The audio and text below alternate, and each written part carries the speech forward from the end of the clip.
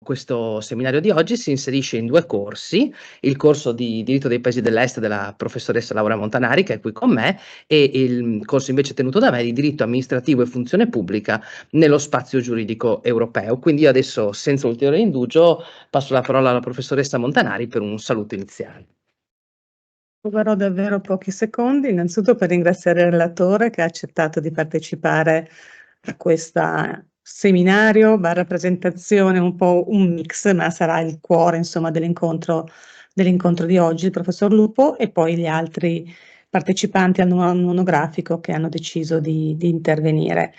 In questo caso abbiamo fatto i 2 corsi, io dico solo una parola che questo corso si svolge anche nell'orario, insomma, del corso di diritto dei paesi dell'est, e in effetti noi abbiamo trattato della condizionalità con riferimento alla procedura d'allargamento, però ormai la condizionalità è diventato un elemento chiave del sistema europeo, quindi oggi guarderemo da prospettive diverse questa tematica. Dico sempre che studiare l'allargamento è un modo per studiare anche, per riflettere, insomma, sul processo di integrazione europea, e quindi l'incontro di oggi sarà sicuramente un'occasione molto importante. Non so la scaletta, decido Sì, io? No. no, sì, se vuole può No, no. decidere anche lei, ma ci eravamo accordati nel senso di, ecco, anche sottolineare l'inserimento di questo seminario anche all'interno del corso di laurea di cittadinanza, istituzioni e politiche europee, che è un nuovo corso di laurea avviato da quest'anno sostanzialmente dal nostro Dipartimento dell'Università di Udine, e quindi abbiamo anche un saluto del coordinatore di questo corso, il professor Gabriele De Anna, a cui passiamo la parola. Ecco, se la professoressa Ecco, Montanari è d'accordo. ecco, buongiorno, grazie per la parola, per l'invito e per l'inserimento del corso di laurea in cittadinanza e istituzioni politiche europee all'interno di questo seminario, perché il tema della sezione monografica del seminario sono centrali per questo nuovo corso di studi. È un corso interdisciplinare che copre discipline come le scienze politiche, sociali, storiche, economiche, e ha un ampio parte di scienze giuridiche, essendo anche appunto offerto dal nostro dipartimento, ed è un corso che intende formare figure capaci di lavorare sia nell'ambito pubblico che privato, in tutti quei settori che hanno a che fare con la compliance con la normativa europea, ma anche con la gestione delle politiche europee.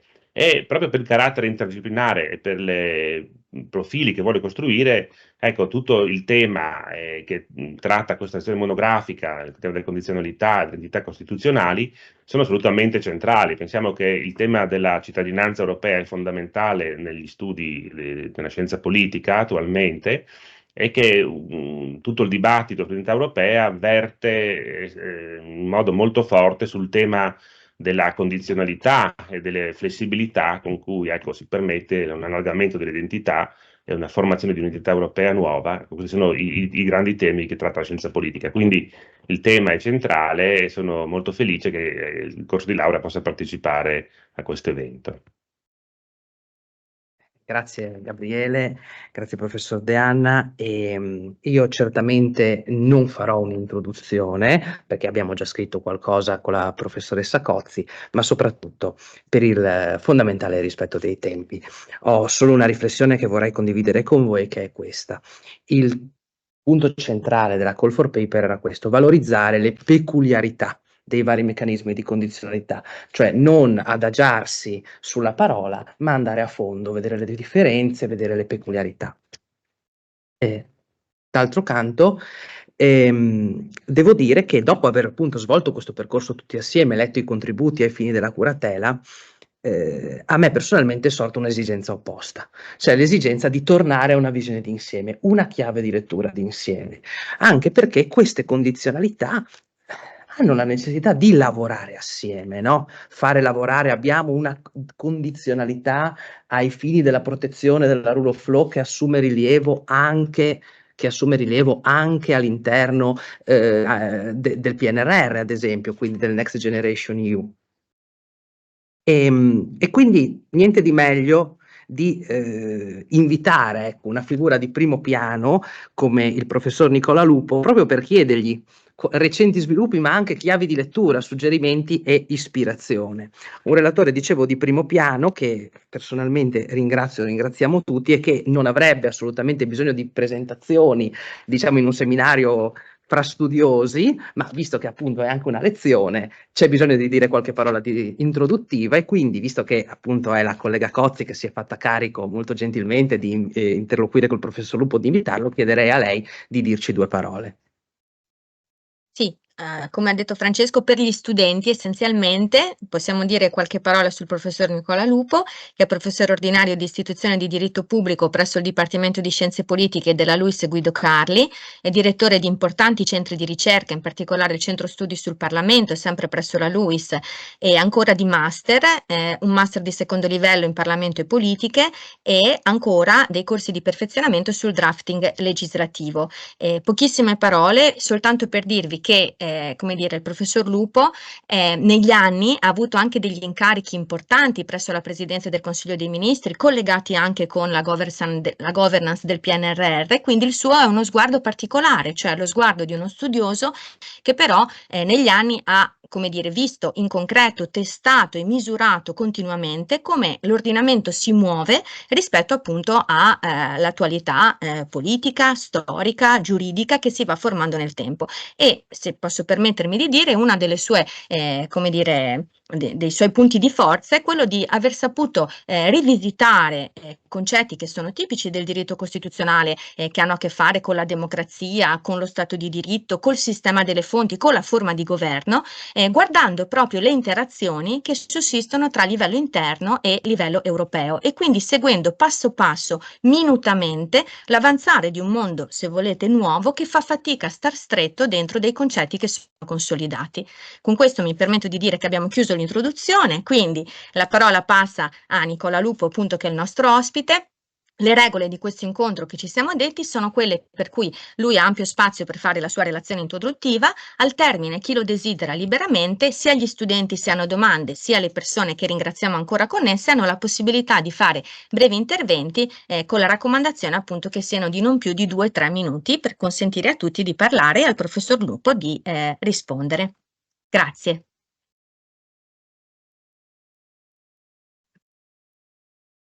Allora, grazie tantissime di questo invito, spero che l'audio sia accettabile. Vi chiederei anche rapidamente la tempistica, così mi attengo sulla mezz'ora, va bene? O di più, di Sì, meno? 40 minuti anche, abbiamo tempo fino all'1 e Ok. mezza, mezz'ora, 40 minuti, quanto No, perché ritieni? ci tengo molto anche appunto insomma, il dibattito mi pare una grandissima opportunità, davvero grazie dell'invito, ripeto, perché interloquire con gli autori di questa special issue e con il gruppo di ricerca che seguo con attenzione, che è appunto Udine, un po' Trieste, vedo che il dialogo, per fortuna anche grazie al dottorato Interateneo, è molto intenso e positivo. Mi fa davvero molto piacere. Trovo che abbiate centrato sia in questa special issue sia in altre ricerche che avete condotto i temi che a mio modestissimo avviso ovviamente, sono però quelli cruciali nel diritto costituzionale contemporaneo.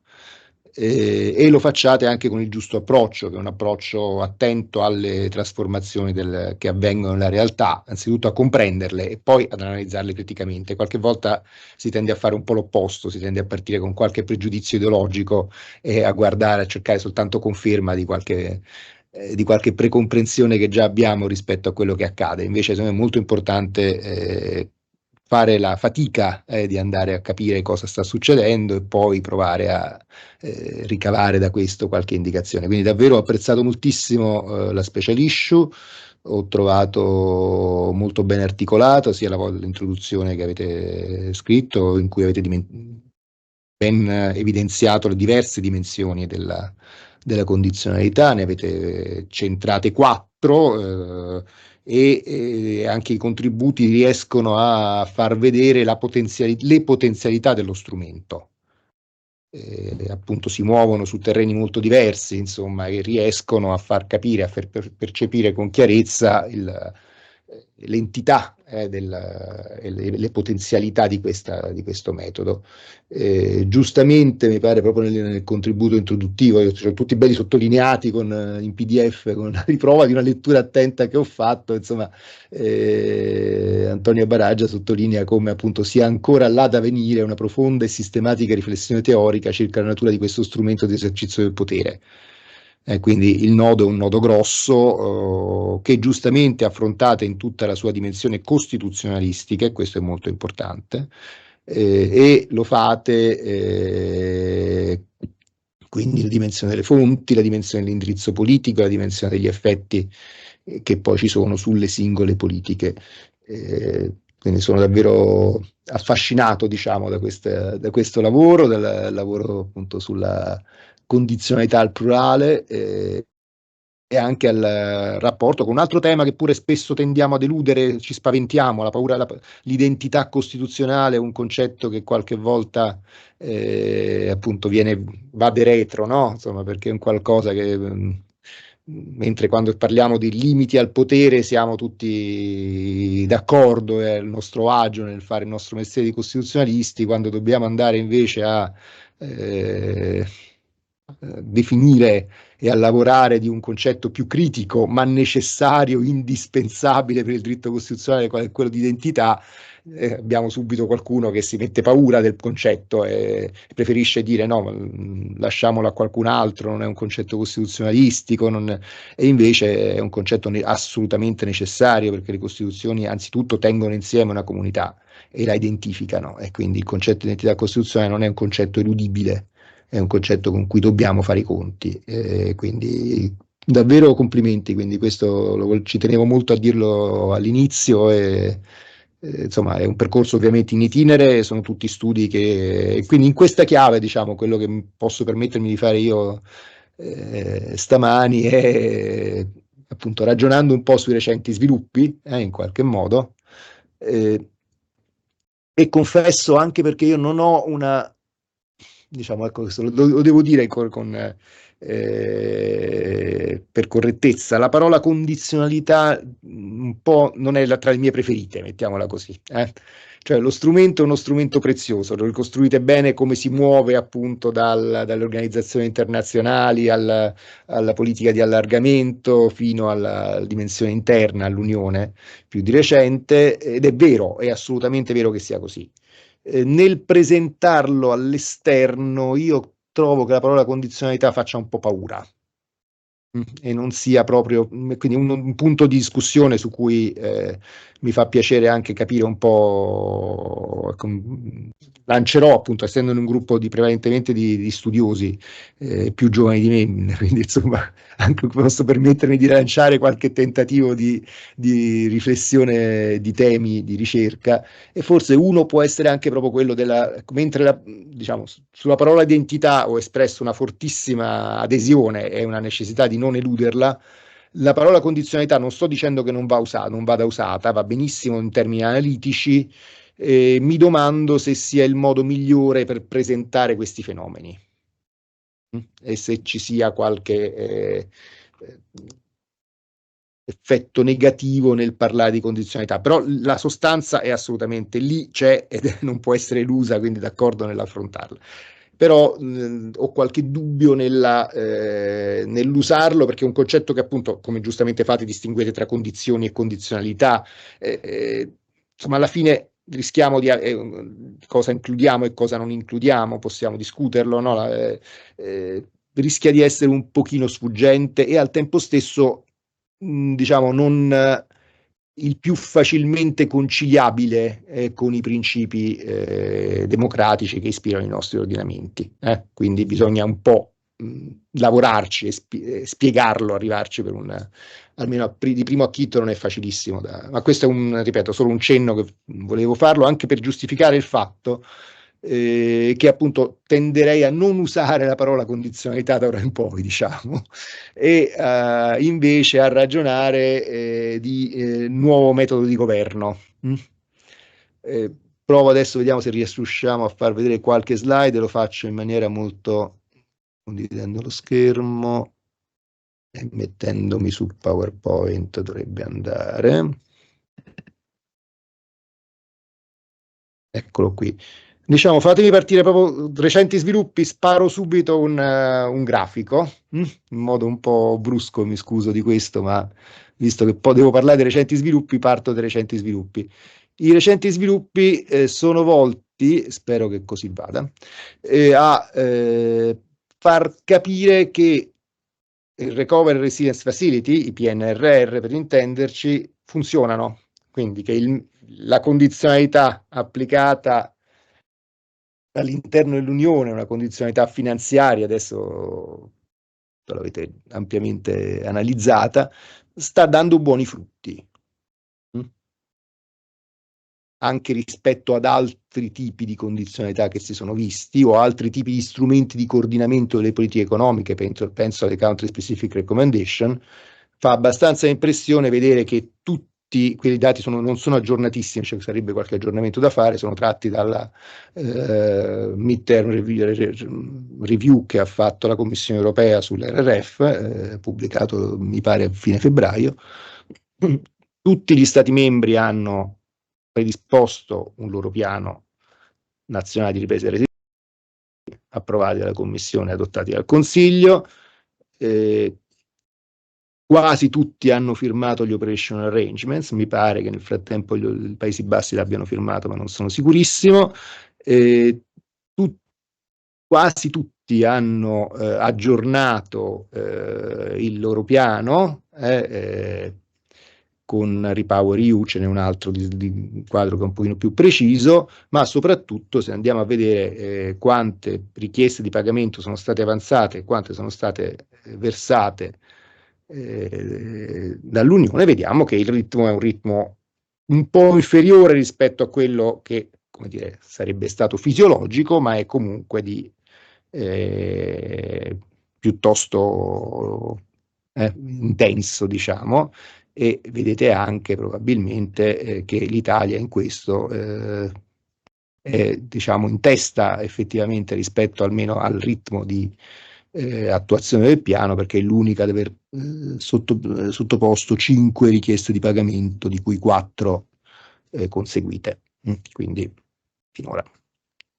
Parto, ripeto, proprio con una cosa molto brusca, approfittando di quello che mi è stato nella presentazione troppo lusinghiera che mi è stata fatta, di un po' di esperienza pratica, e in questo anche appunto proverò a tirar fuori qualche elemento di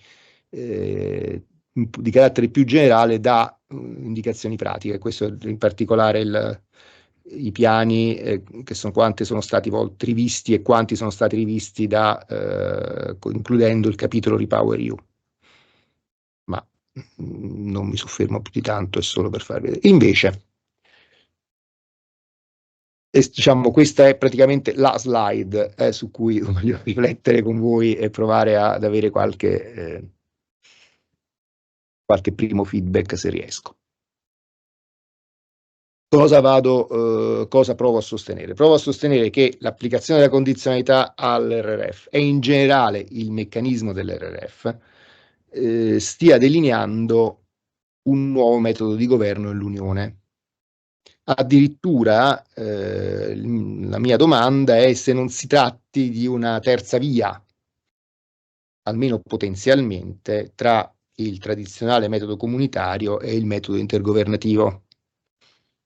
Cioè se non siamo davanti a un punto di svolta significativo, quasi a un cambio di paradigma nell'Unione, un po' come quello appunto che abbiamo visto da Maastricht in poi, quando abbiamo visto nascere il metodo intergovernativo, l'Unione si è occupata di politiche di cui non si era mai occupata precedentemente, e per farlo ha adottato un metodo diverso da quello comunitario, perché per queste politiche il metodo comunitario non era considerato adeguato.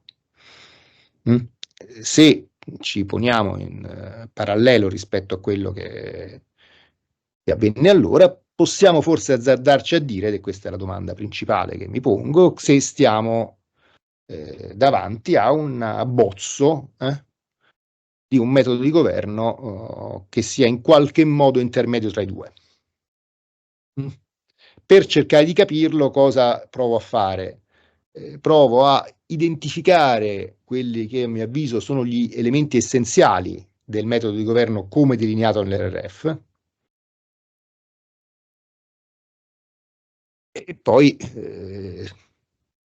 come dire, vedere se sono tutti effettivamente essenziali, vedere dove è stato utilizzato alcuni di questi elementi, in tutto o in parte. C'è un percorso di ricerca tutto da fare, per carità, insomma, ecco, io sto iniziando a farlo e in qualche modo mi fa piacere sottoporvelo e ragionarci un po' insieme. e ne ho identificati 5.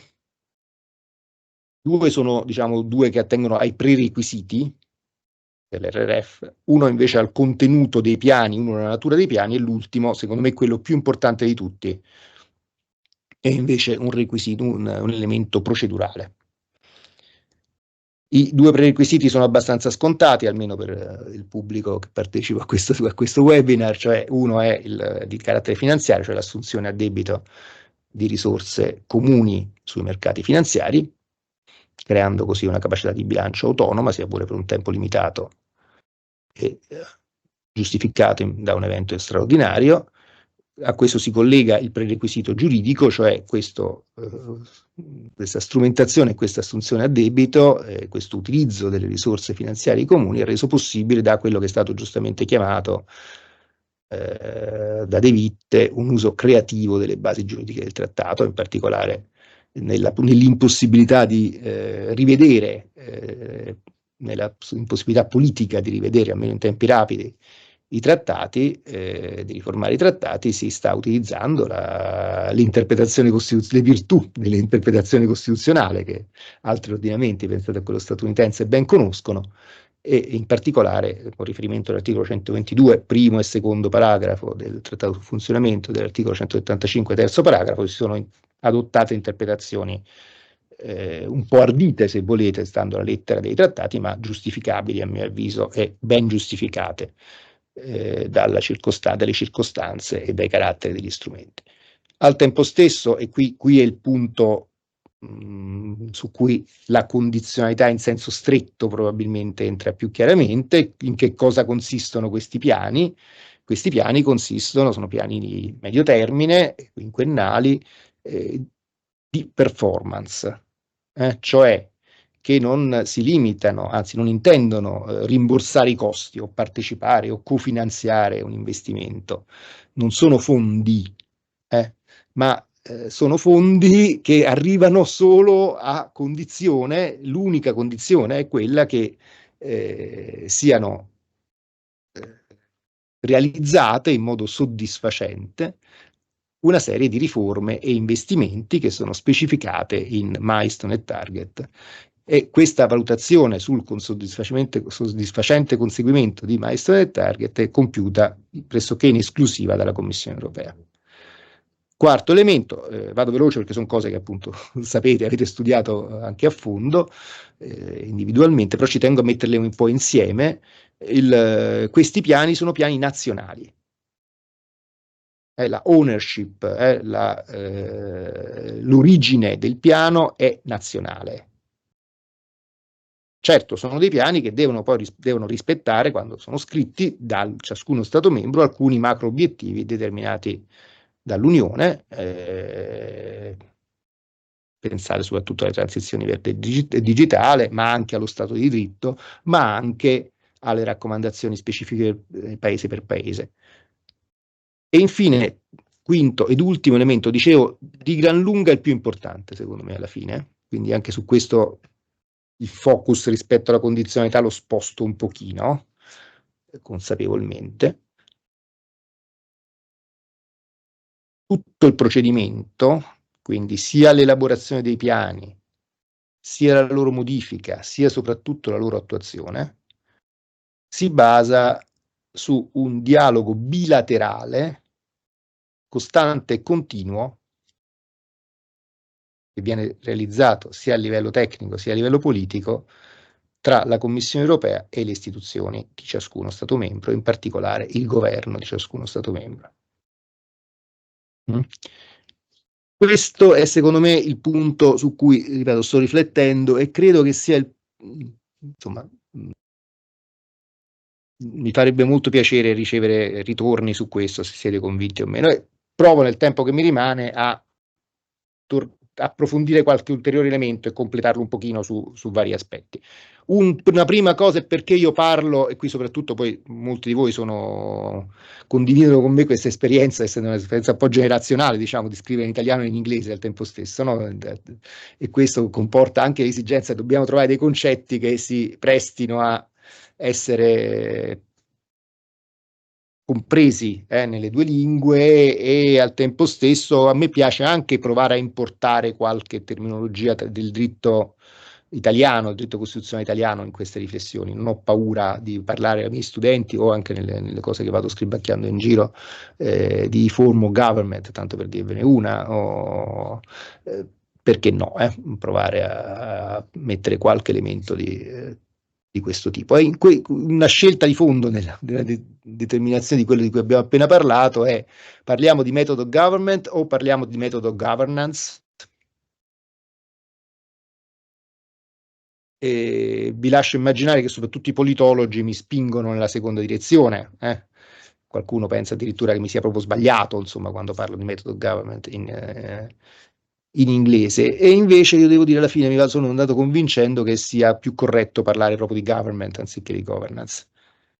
Perché? Perché in realtà proprio nella filosofia del RRF c'è un cambio c'è una discontinuità, e la cogliete in maniera piuttosto chiara se prendete il libro bianco sulla governance che fu pubblicato dalla Commissione europea ormai più di 20 anni or sono, dalla Commissione Prodi, e in realtà appunto anche un'analisi critica, mi appoggio su tutte le cose che ha scritto, eccellenti cose che ha scritto Cesare Pinelli su questo.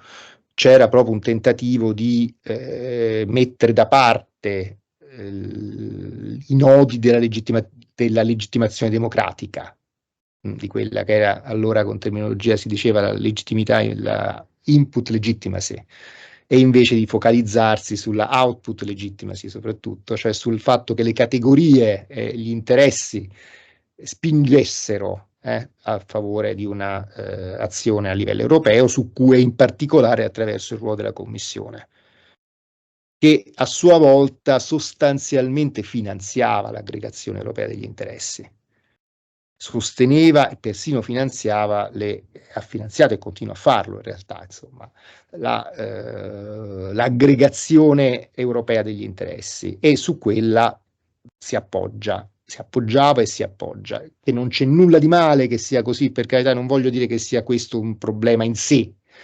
Diventa un problema se questo meccanismo diventa l'unico meccanismo, diventa un meccanismo alternativo rispetto al circuito della legittimazione democratica, e diventa sostitutivo dei canali che si fondano sulle istituzioni governative, pubbliche, parlamentari, tradizionali. Mi pare che in questo metodo di governo di cui abbiamo parlato finora, invece, l'accento non sia sulle imprese, le associazioni, le ONG, eccetera, ma sia sulle istituzioni pubbliche, il che ha vantaggi e svantaggi, come potremo vedere, ma mi sembra che da questo punto di vista sia più corretto parlare di government rispetto a parlare di governance. Altro elemento che accenno, soprattutto in vista di possibili ricerche, e che vale a sottolineare il fatto che questo sia un metodo nuovo,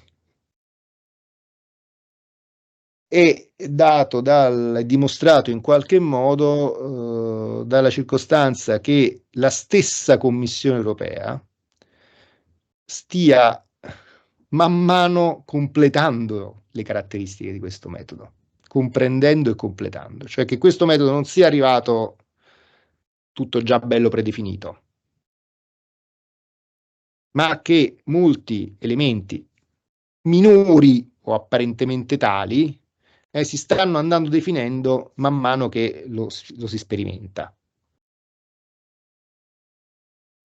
Tanto per dire, e questo il primo è un mondo a parte, ovviamente, per chi è appassionato di contabilità, credo che questo sia un terreno su cui le ricerche possano fiorire, ma insomma anche semplicemente se le guardiamo da lontano, le polemiche sul ruolo della Corte dei Conti si spiegano anche alla luce di questo punto.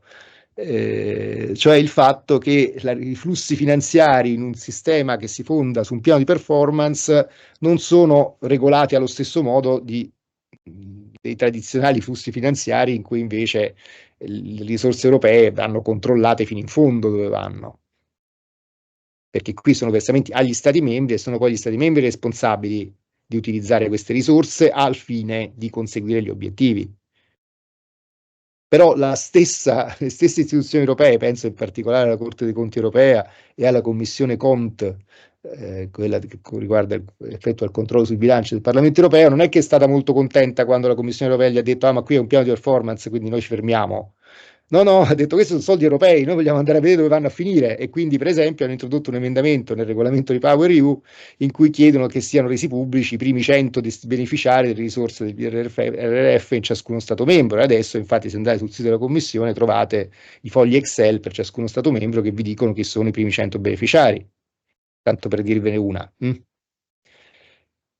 Oppure anche elementi molto delicati, e vediamo se poi ci riesco a tornare un attimo su, cioè quanta sia la discrezionalità di cui dispone la Commissione nella valutazione del soddisfacente conseguimento di milestone e target, si è precisata man mano. Per esempio, si è stabilito soltanto in una comunicazione del febbraio 2023 che c'è una soglia de minimis al di sotto della quale l'obiettivo comunque può ritenersi soddisfacente se c'è un minimo sforamento, cioè se non si raggiunge il numero di 15.000 posti letto ma si raggiunge 4.995 può essere ritenuto soddisfacente. Questo per esempio non era stato precisato. Oppure ancora più chiaramente sta stare il regolamento 241 del 2021, la rata può essere versata solo se tutte le milestone e i target inclusi in una richiesta di pagamento sono stati conseguiti in modo soddisfacente. Che cosa succede se uno di questi 50 milestone e target non viene conseguito in modo soddisfacente? Non era chiaro, sembrava che fosse un tutto niente, e così è stato per i primi pagamenti. Invece si è poi chiarito e si è immaginata una formula matematica che spiega come calcolare il mancato conseguimento di una milestone, di un target, dipende da quale milestone, quale target e così via. Oppure ancora più significativo dal punto di vista costituzionalistico, questo forse è l'elemento più interessante, soprattutto se andiamo a vedere come anche voi avete fatto l'incidenza sull'indirizzo politico, che è un tema chiave, su cui poi se volete torniamo anche, non l'ho messo al centro perché ho preferito ragionare un po' più in generale, ma ovviamente è un tema cruciale, il divieto di reversal, cioè il divieto di fare marcia indietro rispetto alle riforme già conseguite e per il quale è stato già versato il relativo finanziamento. C'era una normetta molto sintetica nel regolamento 241, ma che cosa questo, come si dovesse realizzare, che in quali ipotesi, con quali modalità procedurali dovesse attivarsi il reversal non era per nulla chiaro e lo si è chiarito soltanto il 19 settembre scorso. E comunque qualche elemento rimane. E ancora, ultimo tema molto interessante su cui non ho avuto modo, perché è una ricerca faticosissima, ma il tema della revisione dei piani, che come sapete avviene secondo la medesima procedura seguita per l'approvazione degli stessi, può avvenire a stare al regolamento solo sulla base di circostanze oggettive. Che cosa vuol dire circostanze oggettive? Un po' la Commissione lo ha chiarito, ma la mia impressione è che nell'adottare le revisioni dei piani, in particolare il grosso pacchetto di revisioni cui prima facevo riferimento, legata a Repower EU, ci sia stato un'interpretazione piuttosto lasca di queste circostanze oggettive. E quindi anche qui sarebbe molto interessante riuscire a capire cosa sia accaduto. Un cenno lo faccio per dimostrare il successo del metodo di governo al fatto che questo è un metodo che si espande, cioè nell'RRF, diciamo, la parte che giustamente avete analizzato e che anche appunto un pochino anch'io in una ricerca che abbiamo in corso nell'interazione con i meccanismi di tutela dello Stato di diritto, quindi tra come l'RRF abbia in realtà dato denti, diciamo così, a uno dei tanti numerosi meccanismi che sono stati messi in essere in questi anni per assicurare la tutela dello Stato di diritto, e giustamente i contributi che affrontano questo tema sottolineano come l'articolo 8 del regolamento 241 sia molto importante, perché è quello che richiama la necessità di rispettare, badate, non nella predisposizione dei piani. Ma perché questo? Perché non si poteva farlo, perché bisognava aspettare le sentenze della Corte di Giustizia, che sono intervenute nel 2022. Quindi il regolamento sullo Stato di diritto può essere, entra come parametro dell'RRF non nell'adozione dei piani, ma nella loro implementazione.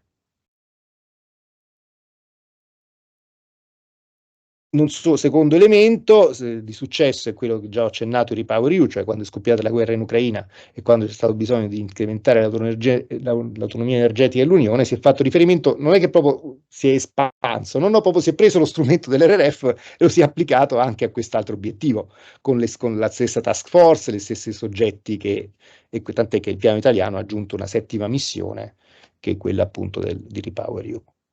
Ci sono altri casi in cui invece alcuni elementi di questo metodo sono stati presi. C'è questo esempio del Fondo Sociale per il Clima, che è abbastanza emblematico, se andate a scorrere, è un caso piccolo, non è insomma, si tratta però di dare risorse per far assorbire meglio la transizione climatica, quindi insomma tema non marginale, diciamo, nella sua impostazione, e qui il regolamento 955 è largamente ispirato al 241 nella sua procedura. Sapete bene la riforma del patto di stabilità e crescita, siamo in attesa di leggere il pacchetto quando è in Gazzetta Ufficiale, ma insomma molti degli elementi dell'RRF lì compaiono, e adesso si sta lavorando alla riforma della politica di coesione a livello europeo oltre che a livello nazionale, e in tutti e due, sia a livello europeo sia a livello nazionale, mi sembra che si faccia ispirazione, ci si ispiri ampiamente ai PNRR. E quindi appunto dicevo un po' i punti da discutere sono quelli appunto se effettivamente questa sia una terza via, quindi se in che cosa, perché terza via? Perché da un lato abbiamo le istituzioni dell'Unione Europea che sono protagoniste, e in particolare la Commissione. Quindi qui somiglia al metodo comunitario in questo, però la Commissione non agisce, come dire, in modo uguale per tutti, ma agisce prevalentemente sulla base di rapporti bilaterali con ciascuno Stato membro. E questo è una relativa novità, nel senso sì, ci sono sempre stati rapporti, pensate alle procedure di infrazione, tanto per dirne una, tra Commissione e Stati membri, ma qui questo è sistematizzato ed è costante, e riguarda, come giustamente notano alcuni contributi che avete messo nella special issue, riguardano ampiamente, penso a quello sulla giustizia, riguardano politiche nazionali. Cioè qui non stiamo parlando del rispetto o meno di un regolamento europeo, della formazione di un regolamento europeo, qui stiamo parlando delle opzioni della politica nazionale che sono poste costantemente al centro di un dialogo con la Commissione europea.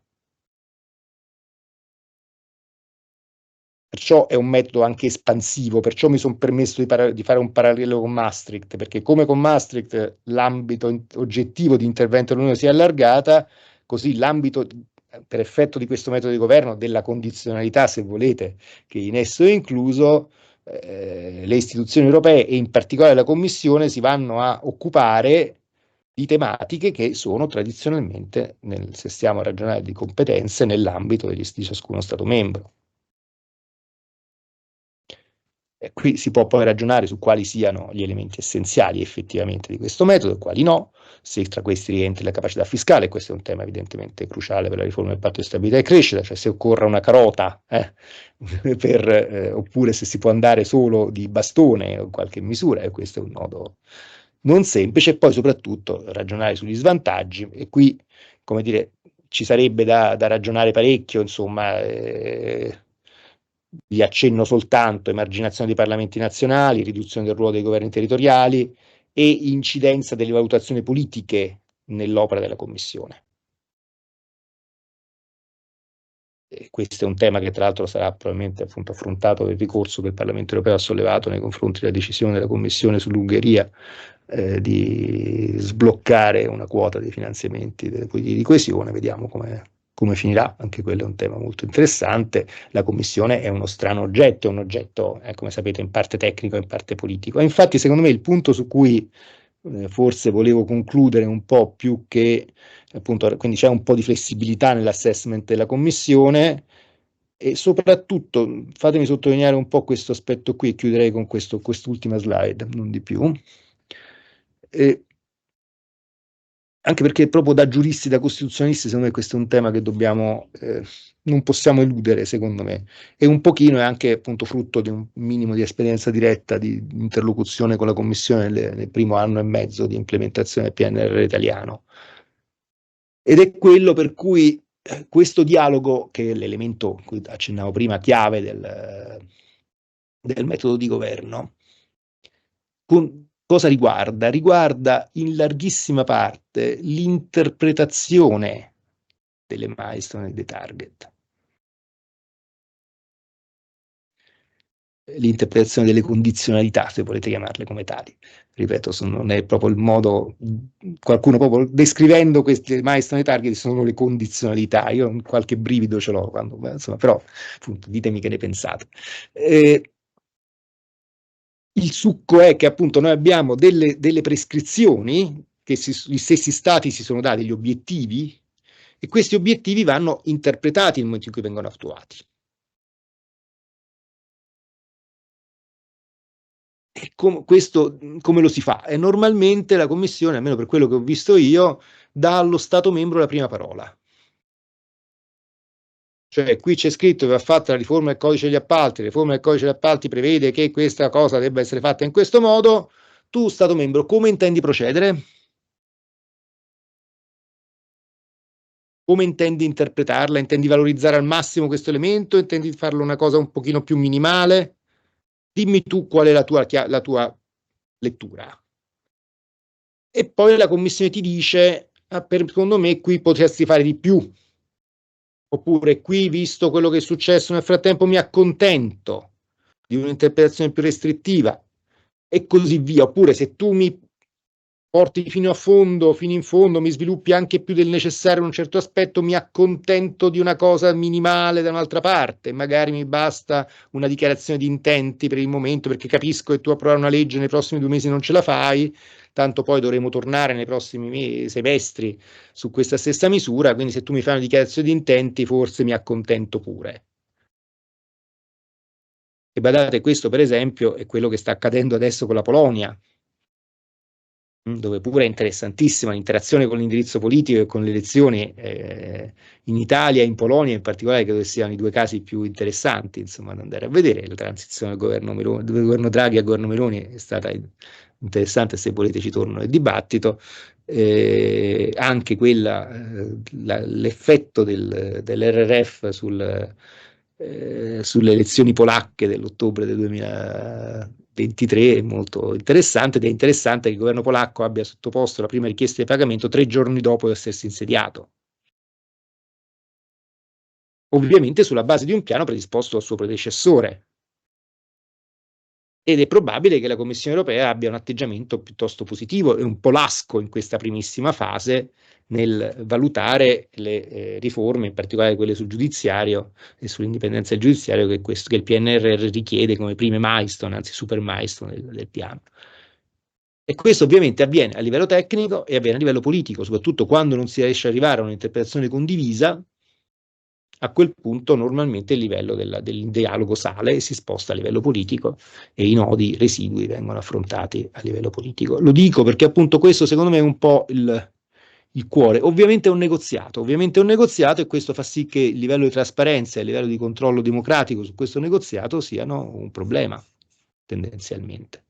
E quindi se vogliamo andare verso un'espansione del metodo, dobbiamo secondo me essere molto consapevoli di queste caratteristiche e ragionare di quali siano gli elementi negativi e in che misura qualche rimedio possa essere posto. Segnalo il fatto per esempio che proprio il Parlamento europeo nel chiudere il testo sul sulla riforma del patto di stabilità mi pare aver prestato attenzione su alcuni di questi aspetti, non a caso richiedendo un po' più di trasparenza, un po' più di coinvolgimento degli stakeholders, un po' più di coinvolgimento dei parlamenti.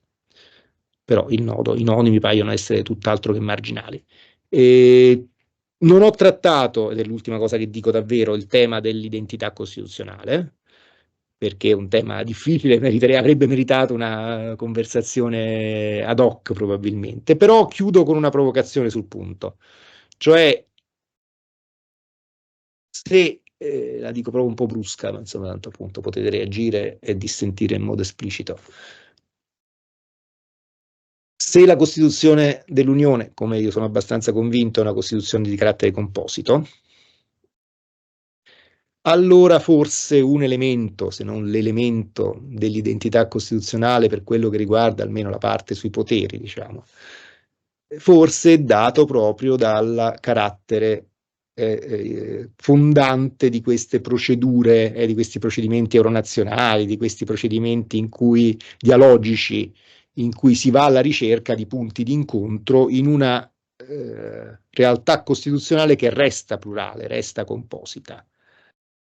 Per cui non possiamo andare alla ricerca come dire, di un modello unitario, per quanto sia un modello top-down questo dell'RF, non c'è dubbio, però non si può pretendere che tutti abbiano lo stesso rapporto governo-Parlamento, che tutti abbiano la stessa concezione del rapporto con gli stakeholders, con gli enti territoriali. Ciascuno ha la sua identità costituzionale, ciascuno Stato membro, e di questa identità costituzionale bisogna avere rispetto, ma al tempo stesso c'è l'esigenza di muoversi nella medesima direzione, e quindi diventa cruciale appunto mettere in essere procedimenti bilaterali, dialogici, volti a conciliare una complessità che anche sul piano costituzionale mi sembra essere abbastanza ineliminabile all'interno dell'Unione.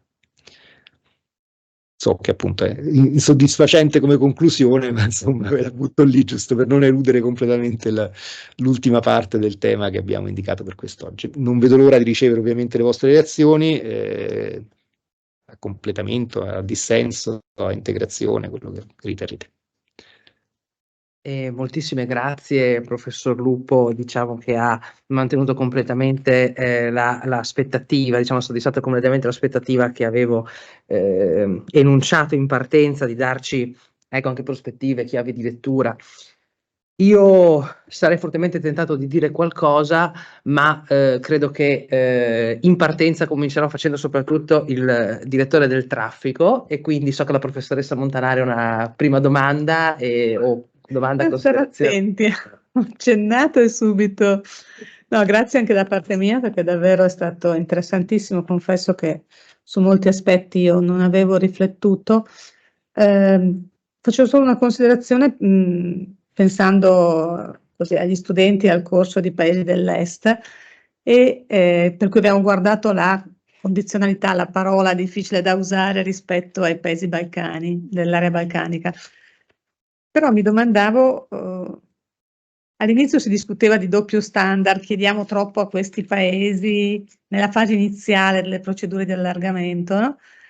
Adesso mi inquieta forse l'opposto, nel senso che le cose più difficoltose, però vedo c'è anche il dottor Screbo che se ne è occupato approfonditamente, no? Ma le cose più difficoltose, cioè il condizionamento sui fondamenti, quindi Stato di diritto, potere giudiziario, eccetera, le stiamo spostando all'interno dell'Unione Europea. Allora mi domando se è segno di una regressione degli Stati membri alla fine, o della bontà di un metodo che si vuole importare. Ecco, non so, mi è venuta questa impressione che il doppio standard sia andato un po' al contrario, insomma, ecco, la butto lì per la discussione. Avevo chiesto se vogliono intervenire, ecco, gli autori, se possono alzare la mano, così io so, invece di, diciamo, prendere chi vedo che mi sembra, non voglio mai, ecco, costringere qualcuno a parlare, tranne la professoressa Montanari. Qui ho gli studenti che sono collegati. Io alzerei molto volentieri la mano, ma purtroppo non riesco a capire come si fa, quindi Allora, in alto c'è scritto, no, ma lo dico per gli altri, se no, perché nessuno la sta alzando, in alto c'è scritto mano, io suppongo che sia quello, provo ad alzarla io, però non funziona. Ah sì, Ecco, vedete che funziona, quindi Sì, adesso non so l'ho se visto, se non ci se perdonatemi. no sentitevi liberi di intervenire, basta non sovrapporci e appunto anch'io avrei chiesto a te Edin, al dottor Screbo direttamente perché, la professoressa Montanari forse ti ha lanciato un po' la palla. Sì, esatto, infatti mi sono sentito molto chiamato in causa sotto questo punto di vista.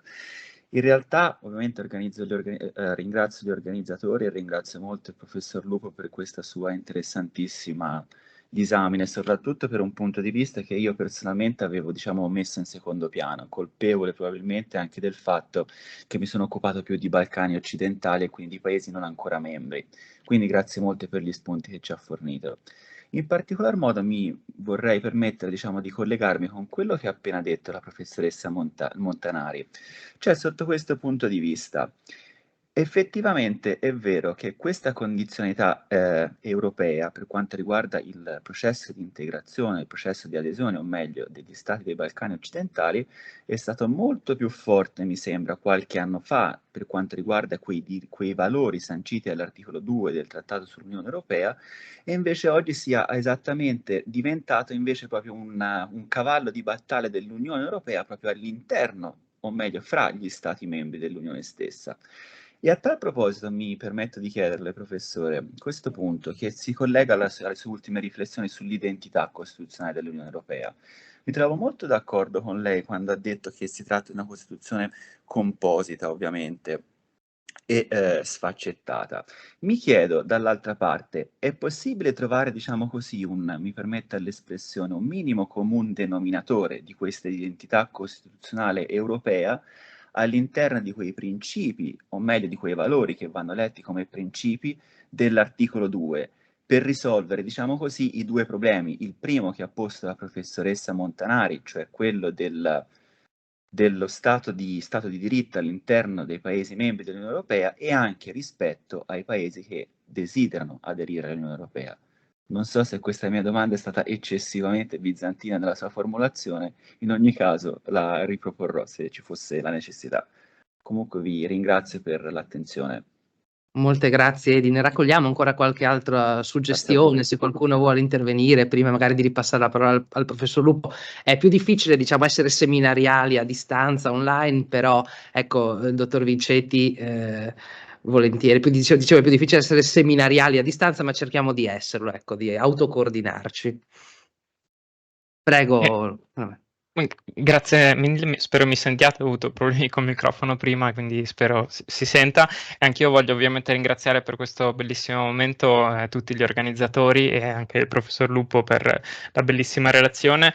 Ci sono tante spunti e tante suggestioni che ho, però proprio per questo cerco di focalizzarmi su uno, anche per contestualizzare, diciamo, la mia ricerca sul giudiziario in maniera anche qui un po' diciamo diretta, ecco, cioè di base da dove nasceva l'interesse, oltre che per l'ordinamento giudiziario in generale, la speranza che mi muove un po' nel ricercare questo tema è quella che si possano comporre in sede europea, quindi presso un ente diverso, quelle tensioni che pervadono l'ordinamento costituzionale italiano da tempo nel rapporto politica-magistratura, una difficoltà di riforma proprio perché giustamente anche a volte sentita come un po' sospetta, quindi anche ultimamente ne abbiamo viste tante testimonianze di queste difficoltà.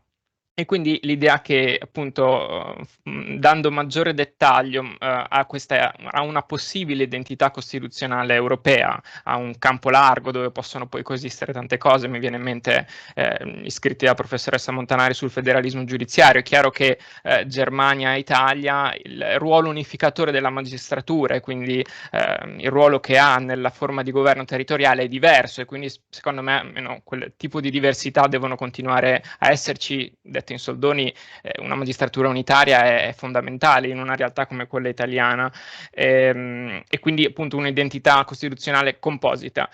Al tempo stesso, nel momento in cui si definisce di più, forse si possono aggiustare o risolvere certi tipi di tensioni, si possono smussare certi angoli, al che io mi chiedo, dal punto di vista appunto procedurale, chiedo ai professori e ai colleghi così, cioè il mio dubbio era soprattutto sul tema del reversal, cioè l'idea che, tra l'altro è uscito appunto credo in ottobre il saggio del professor Lupo che appunto in parte appunto descriveva alcune di queste dinamiche, ma la mia domanda a cui non sono ancora riuscito a trovare una risposta netta è: mettiamo che appunto un paese faccia delle riforme in tema di magistratura e vengano approvate, no? Come il caso della Polonia, tra l'altro anche lì ci sarebbe la legge di riforma del sistema giudiziario polacco approvata e quella del governo precedente del giugno 2022, quindi uno dice hanno approvato, cioè, ed era un governo in odore, no, di gravi violazioni, quindi insomma anche lì ci sarebbero dei problemi. Però mi chiedo, una volta che finisce la recovery facility, che finisce il periodo 2021-2026 e se questi cambia governo, tornano indietro, continua a valere il divieto di reversal, perché se no ovviamente io che spero che si formi questa identità costituzionale europea della magistratura rimango un po' con, come dire, nel piede nel sacco. Dall'altra parte capisco che se invece fossero immodificabili questi interventi ci sarebbero dei gravi problemi nella gerarchia delle fonti, perché vorrebbe dire che costituzioni nazionali di fatto vengono modificate in via de facto al di là dei procedimenti costituzionali nazionali e quindi si crea una fonte ancora più anomala. Ecco. Quindi quello continua a essere per me un busillis, ecco. È molto, credo per molti di noi, ti ringrazio molto e passo avanti la parola, caro Roberto, perché come sai abbiamo tempi, vedo l'alzata del dottor Dirri, dell'amico Adriano, e credo che ci fa un po' chiudere il cerchio, no? Perché abbiamo parlato magari di un primo giro di domande, abbiamo parlato di Balcani, abbiamo parlato adesso del tema del PNRR, credo che lui ci parlerà forse più della rule of law, ma non voglio. Quindi Adriano, qual è il tuo intervento? Prima di tutto grazie per la parola e per le parole sempre molto buone e grazie al professor Lupo insomma, per la relazione e per gli spunti. Io sarò breve visto che il tempo non è molto.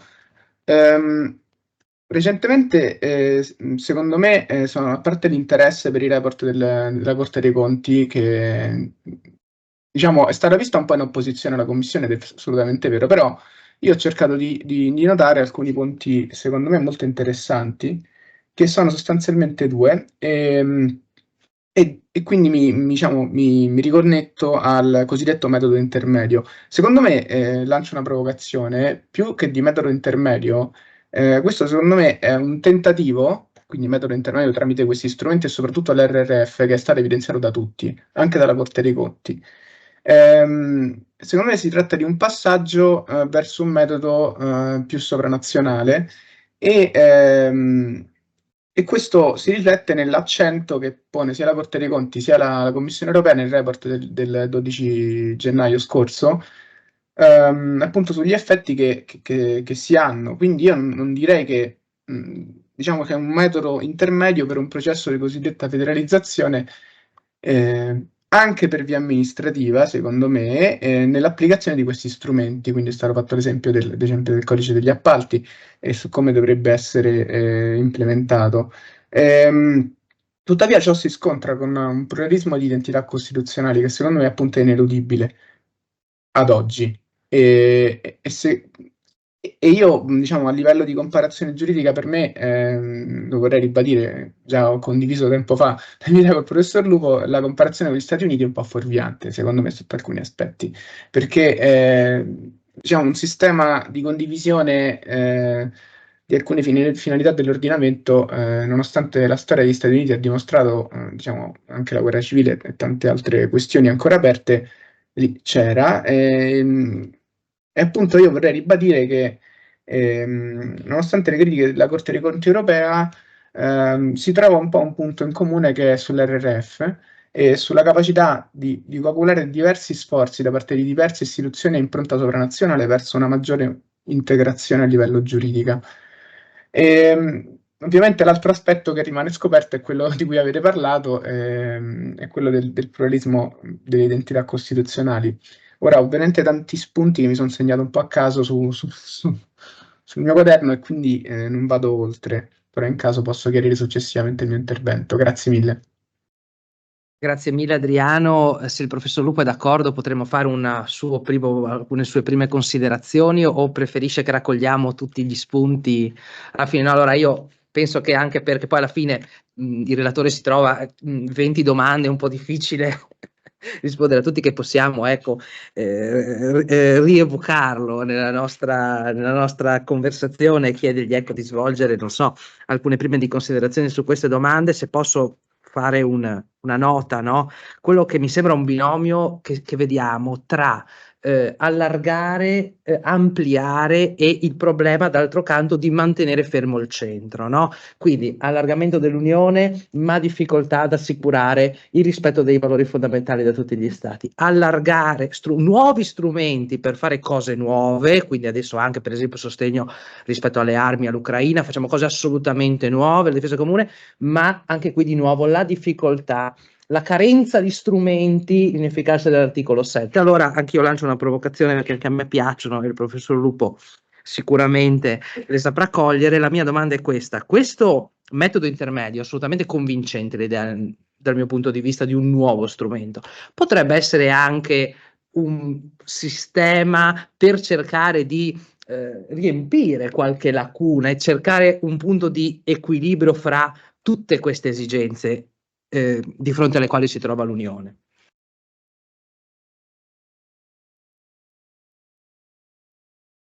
Allora, Grano, grazie alle tante reazioni, tutte molto difficili, centrate e al tempo stesso non facili da raccogliere. Insomma, ovviamente non è che abbia risposte, nessuno di questi nodi o risposte definitive, diciamo, tutt'altro. Sono tutti nodi su cui è bene continuare a studiare e provare a vedere anche dove evolve l'Unione in qualche modo. In particolare appunto il dilemma che la professoressa Montanari sollevava è vero, cioè è assolutamente cruciale. Il fatto che stiamo rivolgendoci all'interno, cos'è? Un segno di buon funzionamento o di cattivo funzionamento? Forse effettivamente direi un cattivo funzionamento delle democrazie nel mondo c'è in questo momento. È un momento di indebolimento delle democrazie, quindi di cui l'Unione non è, da cui l'Unione non è estranea. Quindi le democrazie liberali, il stesso concetto di democrazia liberale è stato attaccato frontalmente, è oggetto di attacco frontale. E questo contribuisce a spiegare perché poi il focus sui, giustamente è stato detto, principi / valori ex articolo 2 del Trattato sull'Unione, che non possono più essere soltanto un manifesto messo lì a spiegazione di cosa l'Unione vorrebbe essere, eccetera, ma che siamo chiamati a inverare, a definire. Giustamente uno dei saggi metteva in rilievo come nel regolamento 2092 ci sia per la prima volta una definizione di Stato di diritto. Io faccio una fatica nei mesi scorsi, ogni volta che ho a che fare con un filosofo politico o con sento la vecchia ritrita questione, ma che cos'è la rule of law, possiamo discuterlo, eccetera, eccetera. Dico, però fatevi lo sforzo di leggervi le 4 righe del regolamento e la definizione, di affrontare perlomeno quella definizione. È una definizione di diritto positivo, per carità, non è detto che sia impeccabile, ha sicuramente dei limiti o quello che volete, ma abbiamo una definizione di rule of law. Partiamo da quella. E mi sembra già questo un elemento molto significativo, no? Del fatto che siamo andati a definire un concetto per definizione controverso e sappiamo bene, avente approcci, però al tempo stesso fondativo, indiscutibilmente fondativo.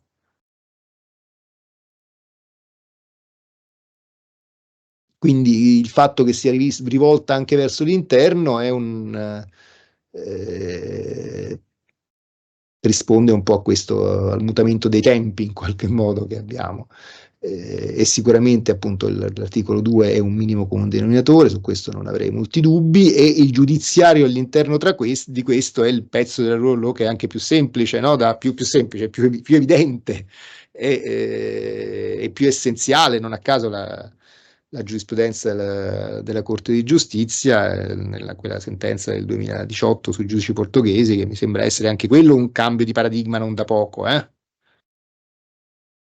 sull'andare a guardare come funzionano i meccanismi di tutela, uno di quelli che da noi è un principio supremo in Italia e giustamente diventa un principio supremo anche dell'Unione, indipendenza del giudiziario. Perché se un nostro cittadino va in Ungheria e viene ammanettato in carcere, forse quello dal punto di vista del nostro sistema dei valori crea qualche problemino, diciamo, insomma, ecco, anche all'impresa che non ha quelle garanzie di certezza del diritto, di contraddittorio se opera in un altro mercato, in un altro Stato membro, insomma, quindi il nodo è assolutamente vero e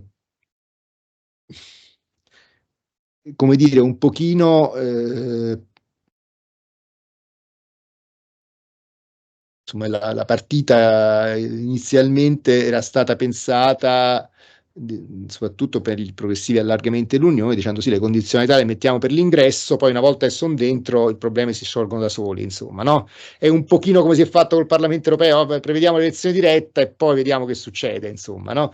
E questo oppure con la moneta unica, insomma, introduciamo l'euro e poi si vedrà. Sono rischi, sono scommesse grossissime queste, insomma, no? E in tutti questi casi il dopo è un dopo molto, molto complicato e molto difficile da gestire.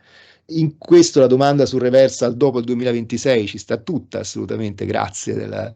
Io sono abbastanza convinto che il nodo venga affrontato nella entrata a regime del nuovo patto di stabilità e crescita.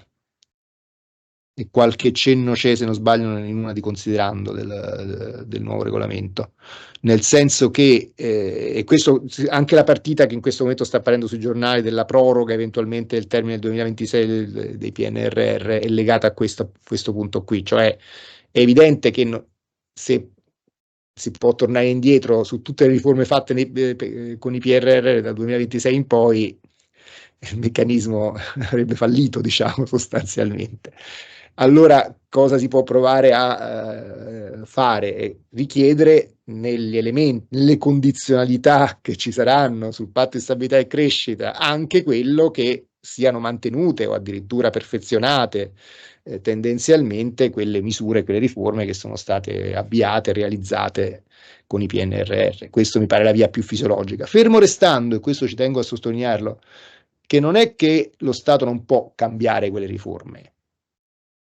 Il meccanismo dialogico su cui ho insistito molto è concepito in modo tale che tu puoi benissimo dire: io quella riforma l'ho fatta così per conseguire quell'obiettivo, ma rispetto all'interpretazione che ho adottato allora, preferisco adottare questa diversa interpretazione ora, che pure consegue quell'obiettivo, o anzi, forse lo consegue anche meglio. E questo nel dialogo con la Commissione lo si può fare benissimo, quindi non è un vincolo assoluto, diciamo, o comunque si può anche dire, oppure se no modifichiamo il piano con tutta la procedura. Quindi ci sono, come dire, non sono, perciò insisto molto sulla natura del procedimentale del vincolo. Io non mi piace parlare di contratto, non mi piace parlare di legge non mi piace parlare neanche di documento meramente politico, perché il vincolo è procedimentale, cioè tu quelle cose le puoi cambiare, ma le devi fare, le puoi cambiare seguendo un certo procedimento. Non le puoi cambiare unilateralmente, insomma, in qualche modo. Infine, Adriano Dirri, non ho ben capito se ti riferivi alla Corte dei Conti italiana e europea. Comunque sicuramente è un metodo che è sovranazionale, ma è un po' diverso rispetto al metodo sovranazionale tradizionale, perché c'è un'interlocuzione e un protagonismo degli Stati membri che giustamente restano responsabili per le loro politiche, sia pure appunto in dialogo, quindi sì, è una logica di un processo di federalizzazione anche amministrativa, senz'altro, questo concordo. E infine al professor Grisostolo, sì, il nodo è lì, siamo sempre lì, allargamento, approfondimento dell'Unione, speriamo di non fare lo stesso errore che è stato fatto nel 2004-2005, diciamo, dove si optò per l'allargamento anche sulla spinta degli Stati Uniti, di opzioni geopolitiche che erano pressanti. Anche qui abbiamo pressioni forti per un allargamento rapido, però un allargamento senza un cambiamento di alcuni elementi delle istituzioni temo che rischi di essere controproducente, quindi mi auguro che ci sia la forza di capirlo e di realizzare quello che si può fare in contemporanea, diciamo, immediatamente prima dell'ulteriore allargamento, altrimenti la vedo non facile, almeno personalmente. Pronto al successivo giro e grazie ancora. Molte grazie professore, penso che sia sì un buon modo non raccogliere troppe domande, e passerei prima di tutto la parola ad Alessia, che è prenotata, e poi progressivamente agli altri autori. Sì, allora io ho, diciamo, 3 domande, perché gli spunti sono tantissimi. La prima domanda è, vado molto secca, perché funziona meglio delle country specific recommendation? Quindi rispetto a quello che appunto ci hai mostrato. La seconda domanda è difficilissima, mi rendo conto, ma mi è molto piaciuto, diciamo, questa visione che affianca una nuova, come dire, hai detto tu, un nuovo meccanismo dialogico, cioè in sostanza come si rinnova la legittimazione democratica, no? Quello che tu hai descritto di un periodo storico in cui si è cercato nuova legittimazione attraverso il riferimento a, si direbbe, gli stakeholders sostanzialmente, adesso un periodo in cui si cerca legittimazione ritornando nei confronti delle istituzioni, ecco, sul versante pubblico in qualche maniera istituzionale. Ecco, e la mia domanda è, come posso dire, come si compongono, cioè qual è la misura di questo nuovo spazio dialogico rispetto a, come dire, una dimensione democratica, se vuoi, più tradizionale, più classica, che è quella che coinvolge anche i parlamenti sostanzialmente, il Parlamento europeo e i parlamenti nazionali. Nel dire questo, ci tengo, come dire, a sottolineare che chiaramente anche la Commissione e anche i governi nazionali sono espressione democratica, cioè questo ce l'ho bene in testa, ecco, per cui rispondono nei rispettivi sistemi, quindi una semplificazione dire che, come dire, è un mondo chiuso che non risponde democraticamente, però è certo che rispetto a dimensione classica di controllo, se vuoi anche dell'opposizione parlamentare, per fare un esempio, lì questo si evapora, ecco, quindi il punto di equilibrio quale potrebbe essere? E diciamo, l'ultimo spunto è questo: una grande fascinazione che io provo nei confronti di questa forma dialogica è il fatto che i piani nazionali, tu dici la ownership è statale, essendo appunto statali, sono plasmati portando con sé la propria dimensione costituzionale. Cioè, per seguire la via del dottor Vinceti, le riforme della magistratura che abbiamo scritto noi non ce le ha dettate nessuno, ma diciamo le abbiamo fatte certo per rispondere a raccomandazioni che ci venivano da anni sulla lunghezza dei processi, eccetera, eccetera, ma in realtà perché costituiscono anche attuazione della nostra dimensione costituzionale. Questa per me è una fascinazione pazzesca, cioè come una dimensione costituzionale plasmata a livello statale venga poi fatta, come dire, evaporare, non so come dire, traslare a livello europeo. Ultimo punto velocissimo: qual è la tua impressione? Questo non è diritto, questa è, come dire, così, con le prossime elezioni europee, per esempio, il cambio della Commissione sarà frutto di quello che succederà. Grazie, scusa, 5. va bene, ho Grazie, cercato di far finta che grazie fossero 3. Alessia, e grazie anche per questa puntualizzazione sulla parola condizionalità, e ci tengo anch'io, dato che appunto è il nostro titolo, e quindi cara Alessia è colpa nostra nel caso, ci tengo anche a puntualizzare che secondo me noi ci siamo proprio mossi dall'idea di partiamo da qui, si parla così e poi studiamo. Quindi era assunto in maniera, possiamo dire, acritica dal dialogo, il titolo non voleva già mettere in discussione, però anche io penso che sia io che Alessia aderiamo a questa idea di trovare forse un termine più costituzionalistico, e dato che io sono il responsabile dei titoli in genere, non faccio molto altro, ma i titoli li scelgo io, forse strumento di convergenza mediante risorse. Convergenza secondo me è una parola importante, ecco, così lo butto così. Mi scuso se non rispetto rigorosamente l'ordine in cui si è alzato la mano, ma cerco anche di creare un filo logico. Dato che Alessia ha parlato dei parlamenti, la parola adesso deve andare al dottor Musso, che ha la mano alzata e che ha fatto proprio un contributo riflettendo su questo punto. Grazie al dottor Santini per la pazienza. Sì. Ma ringraziando ancora gli organizzatori per l'invito e il professor Lupo per gli spunti di ricerca, sarò brevissimo. Vorrei rivolgere infatti una domanda al professore sul tema della riforma del patto di stabilità che ogni tanto è stato citato nella relazione. Nel contributo ho tentato di analizzare i nuovi strumenti di politica economica presenti nel Next Generation EU, confrontandoli con la vecchia idea di condizionalità macroeconomica. Quanto c'è di metodo PNRR nella riforma e quanto di vecchio, utilizzando questa terminologia? Trovo infatti che restino dei problemi di impatto differenziato sugli spazi di decisione nazionale di finanza pubblica tra gli stati, in quanto ci sono appunto, in base alle bozze, delle differenziazioni in base al livello del rapporto debito pubblico-PIL con applicazione differenziata di regole. Ecco, quindi vorrei una sua riflessione su questo, se possibile. Grazie mille ancora. Grazie Federico anche per la brevità esemplare e a questo punto, giustamente rispettando l'ordine per una volta, la parola al dottor Santini, prego Giulia. Però non ti sentiamo, devi aprire il microfono. Grazie a tutti, grazie agli organizzatori e al professor Lupo.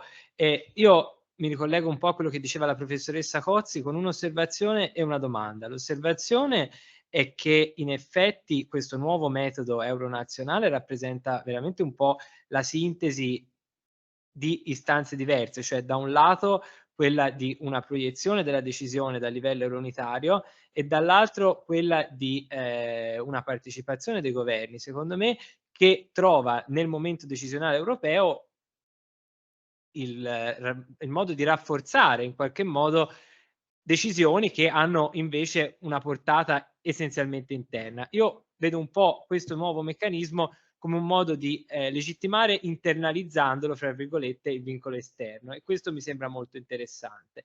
Proprio per la portata, appunto, diciamo, altamente costituzionale di ciò che viene coinvolto in questo meccanismo, mi sembra che davvero la questione non è di governance ma di government, cioè siamo ai rami alti, e se siamo ai rami alti siamo di fronte a una metamorfosi, a una versione contemporanea dell'indirizzo politico.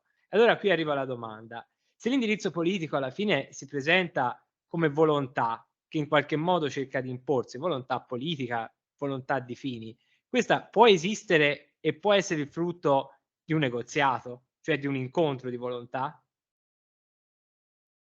Grazie. Grazie mille, un'altra domanda molto pertinente e è il turno della dottoressa Cernicova, che è dottoranda anche presso l'Università di Udine, ma si sente a suo agio, ecco, preferisce parlare in inglese. Il professor Lupo non ha certamente problemi a seguirla, quindi se vuole esprimere, ecco, le sue considerazioni.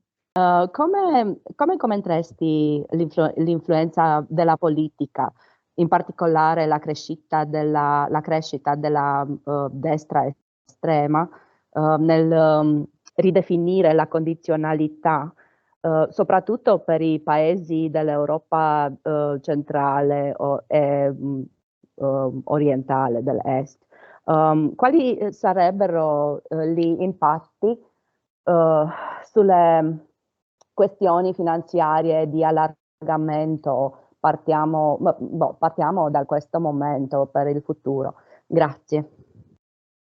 Ecco, sì, quindi diciamo che abbiamo chiuso un secondo giro, anche questo molto ampio, e quindi chiederei al professor Lupo se vuole, ecco, commentarci o rispondere o darci qualche altro spunto. Anche conclusivo. La professoressa Montanari, che è religiosamente rispettosa dei tempi, dice anche conclusivo.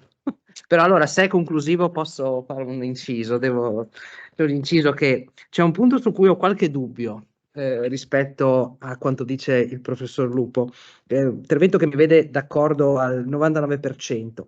Io penso che l'accento sul dialogo è importante e anche sulla procedura, l'aspetto dal basso verso l'alto è importante, però non può esaurire. Per questo nel titolo che proponevo, no? Convergenza negoziata, convergenza finanziata, ok? Metto l'accento su convergenza. E questo viene forse un po' anche dal fatto che nella mia fase regionalista ho studiato i rapporti finanziari Stato-autonomie speciali, che sono bilaterali. Quando poi c'è il bilaterale, tutti gli altri alzano la mano e cominciano, e pensiamo al tema dell'autonomia differenziata adesso, no? Cioè il bilaterale è bello perché si discute, ci si mette a un tavolo, ma ci deve essere un punto di sintesi alla fine. c'è anche questo aspetto della sintesi, della parola sintesi, credo che fosse anche Alessia l'ha utilizzata. E questo è anche il mio punto di domanda. Conciliare, dialogare, avvicinarsi, pensiamo al caso Taricco se vediamo sul lato dell'identità. E io non riesco a vedere nemmeno così una grande differenza tra il lato della policy making e il lato dell'identità, perché si tratta sempre di arrivare a un punto. Allora, da un lato dialoghiamo, come nel caso Taricco, però ci deve essere un punto di sintesi, ci deve essere un momento di sintesi. E anche è uscito di recente un documento proprio sull'identità del Parlamento, uno studio, che finisce nell'ultimo paragrafo, ero certo che il professor Lupo probabilmente l'ha già letto, vista la sua capacità di lettura, direi quasi sovrumana, ma anche quello conclude nell'ultimo paragrafo riprendendo una proposta anche procedimentale per arrivare a una sintesi. L'unica cosa, e chiudo questa mia parentesi che non è nemmeno un intervento, forse alcuni costituzionalisti amano parlare di superiorità assiologica. Io quando sento parlare di superiorità assiologica mi vengono i brividi, perché siamo tutti umani e secondo me nessuno è superiore assiologicamente. Credo che forse dobbiamo rinunciare all'idea di una sintesi suprema, no? Questi sono i valori, 1, 2, 3, 4, 5, e all'idea che alle sintesi ci si arriva volta per volta sulla base dei problemi concreti che arrivano sul tavolo, che probabilmente non è bellissimo per scrivere dei manuali dove si fa il capitolo, i principi sono questi, 1, 2, 3, 4, ma io credo che l'obiettivo di una legittimazione in un contesto plurale sia quello di andare avanti, di fare le cose rispettando le identità costituzionali, ma senza una pretesa di superiorità assiologica. Credo di aver chiarito l'obiettivo polemico del mio intervento, mi scuso se ho allungato i tempi. A questo punto effettivamente chiederei al professor Lupo se può dirci alcune parole conclusive, rispondere e anche dirci il suo pensiero su quello che è stato il dialogo di oggi. Scusa, scherzo, non c'è un limite di tempo, possiamo continuare, soprattutto per le persone collegate online, tempo giusto per confrontarci.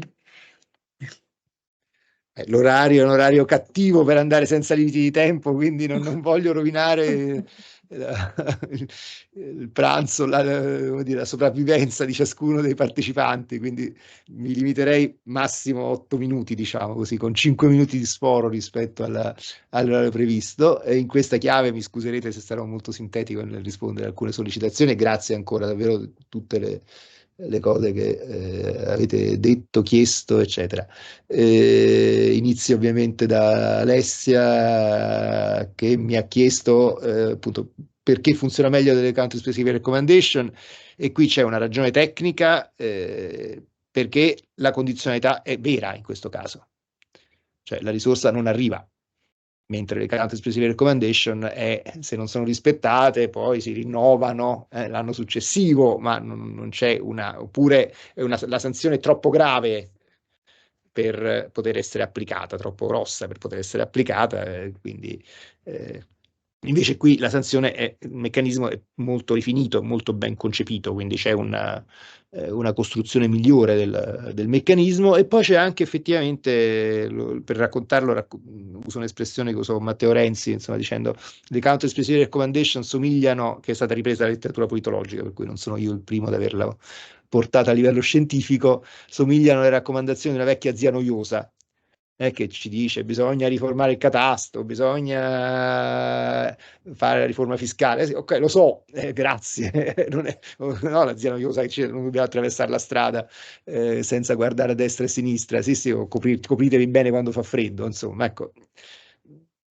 Invece in questo caso la ownership è nazionale, quindi siamo noi stessi ad aver detto che vogliamo riformare il catasto o reintrodurre la legge annuale sulla concorrenza, quindi è un meccanismo un po' diverso anche dal punto di vista proprio di come viene comunicato e come arriva.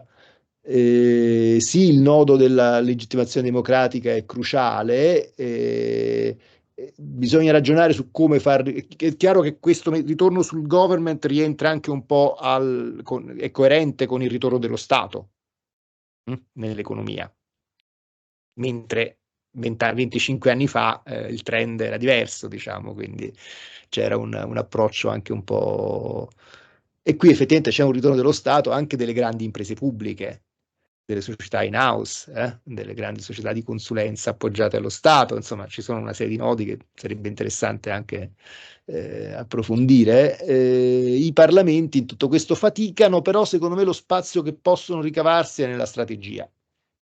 E questo si collega anche alla domanda sulle prossime elezioni europee, cioè adesso sono un po', semplifico un po', ma il peso della transizione verde, del Green Deal, eccetera, nel PNRR, nelle politiche europee di questi ultimi 5 anni, è derivato anche dal fatto che i Verdi non sono andati male nelle elezioni europee nel 2019 e hanno, togliete l'Italia in cui non c'erano, ma sullo scenario europeo, e hanno condizionato in modo abbastanza pesante il programma di lavoro della Commissione europea. E quindi il risultato di una scelta democratica compiuta a livello europeo, il fatto che le politiche di quel tipo siano state così importanti. Quindi in qualche misura mi sembra, ecco, perciò vediamo con grande attenzione quello che succederà nelle prossime elezioni europee, perché non a caso scelte strategiche quali quelle dell'eventuale proroga del termine del 2026 e della necessità evidentemente anche di approntare risorse finanziarie ulteriori sono tutte rimesse al post elezioni. E non dimentichiamoci che la pandemia capitò in un momento molto particolare dal punto di vista istituzionale a livello di Unione.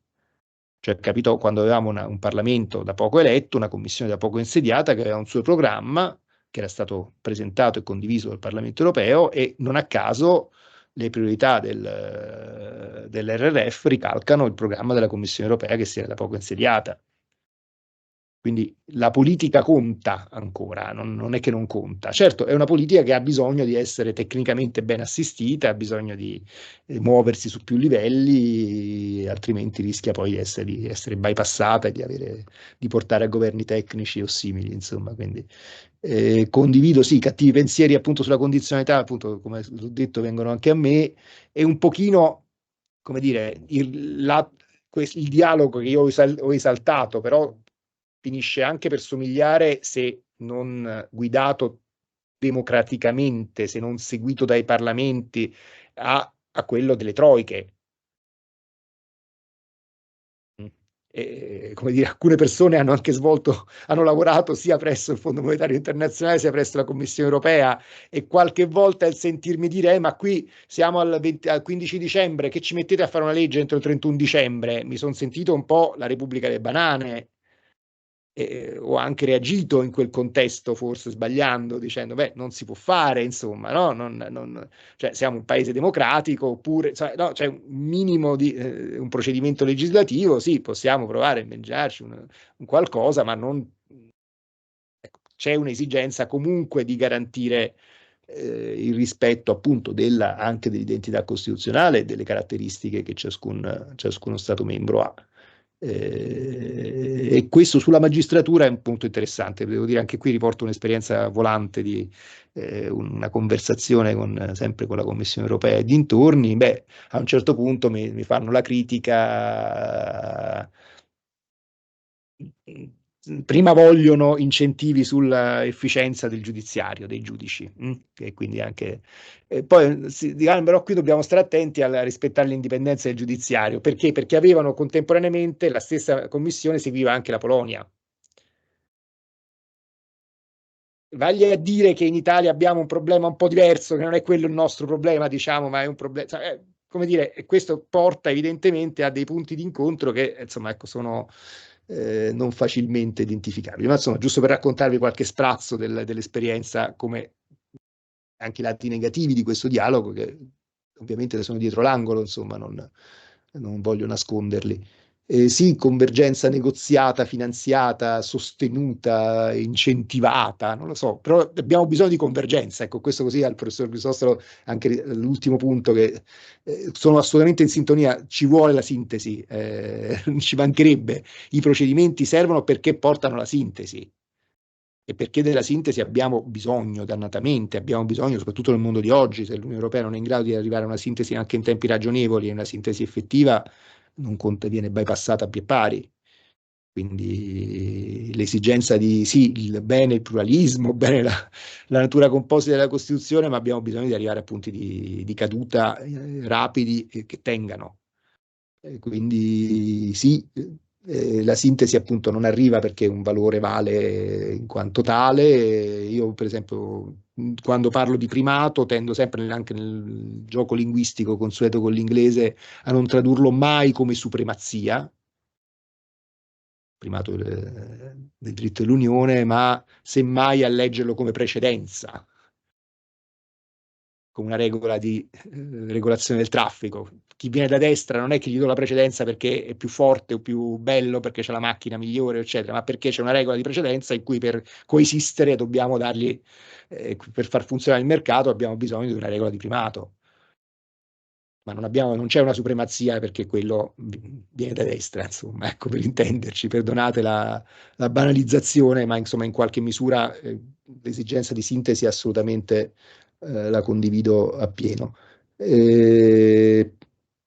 Il dottor Musso sulla condizionalità macroeconomica e la riforma del patto di stabilità, in realtà l'ispirazione è abbastanza, alcuni elementi del metodo che ho delineato sono presi pari pari, i piani pluriennali, la ownership, riforme e investimenti. Quello che in realtà però manca, come accennavo prima, parlando della carota e semplificando, e c'è sicuramente quello che lei diceva, cioè una asimmetria dei punti di partenza ancora più accentuata.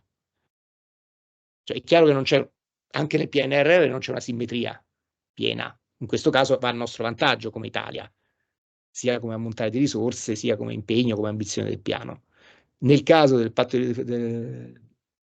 riforma del patto di stabilità e crescita, evidentemente noi abbiamo il debito e ce lo portiamo come un problema, evidentemente che ci crea asimmetria a nostro danno. Ma la carota in che cosa è rappresentata? È rappresentata da che cosa è rappresentata? Dagli spazi di bilancio, che però non sono la stessa cosa di risorse prese a prestito e date come grants, insomma, ecco, quindi gli spazi di bilancio come carota sono un po' meno efficaci, almeno, e anche meno percepibili come vantaggi in senso pieno. Al dottor Santini, sì, assolutamente questo discorso del vincolo esterno al vincolo europeo secondo me è molto interessante, e non è il vincolo esterno di Maastricht, è un'altra cosa, è un vincolo più interno, come giustamente lei dice, insomma. Vincolo ma è un vincolo internalizzato, e questo effettivamente condivido appieno questo tipo di lettura. Ed è vero anche quello che lei dice, cioè l'indirizzo politico è il frutto di incontro di volontà, ma guardate, anche nella contrarizzazione mortatiana e crisafulliana, incontro di volontà è l'indirizzo politico,